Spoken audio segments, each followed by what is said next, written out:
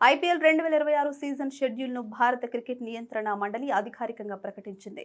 పలు రాష్ట్రాల్లో ఎన్నికల నేపథ్యంలో 20 మ్యాచ్ల షెడ్యూల్నే వెల్లడించిన సంగతి తెలిసిందే. మార్చి 28 నుంచి ఈ ధనాధన్ లీగ్ మొదలవనుంది. తొలి మ్యాచ్లో డిఫెండింగ్ ఛాంపియన్ రాయల్ ఛాలెంజర్స్ బెంగళూరుతో మన సన్ రైజర్స్ హైదరాబాద్ తలపడనుంది.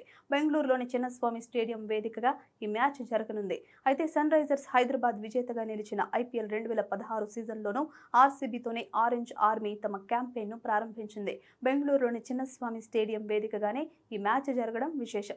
10 ఏళ్ల తర్వాత సన్ రైజర్స్ హైదరాబాద్ మళ్లీ ఆర్సీబీతోనే చిన్నస్వామి స్టేడియం వేదికగా తమ క్యాంపెయిన్ ప్రారంభిస్తూ ఉండడంతో సెంటిమెంట్ రిపీట్ అవుతుందని ఫ్యాన్స్ ఆశాభావం వ్యక్తం చేస్తున్నారు. టైటిల్ లోడింగ్ అంటూ కమెంట్స్ చేస్తున్నారు. అయితే ఐపీఎల్ 2016 సీజన్లో ఆర్సీబీ సన్ రైజర్స్ హైదరాబాద్ మధ్య జరిగిన మ్యాచ్ ఆ టోర్నీకి 4వది, మొదటిది కాదు. ఈ మ్యాచ్లో సన్ రైజర్స్ హైదరాబాద్ 45 పరుగుల భారీ తేడాతో ఓటమి పాలైంది. తమ క్యాంపెయిన్ను ఓటమితో ప్రారంభించిన ఫైనల్లో ఆర్సీబీని ఓడించి టైటిల్ను అందుకుంది.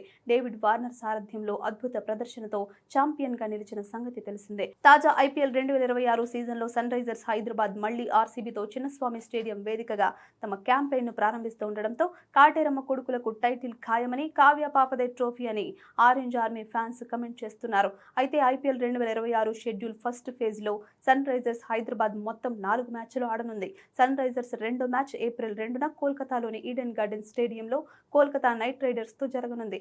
ఈ మ్యాచ్ కూడా రాత్రి 7:30 ప్రారంభమవుతుంది. మూడో మ్యాచ్ ఏప్రిల్ 5న హైదరాబాద్లోని రాజీవ్ గాంధీ అంతర్జాతీయ స్టేడియంలో లక్నో సూపర్ జెయింట్స్ తో జరగనుంది. ఈ మ్యాచ్ మధ్యాహ్నం 3:30 ప్రారంభమవుతుంది.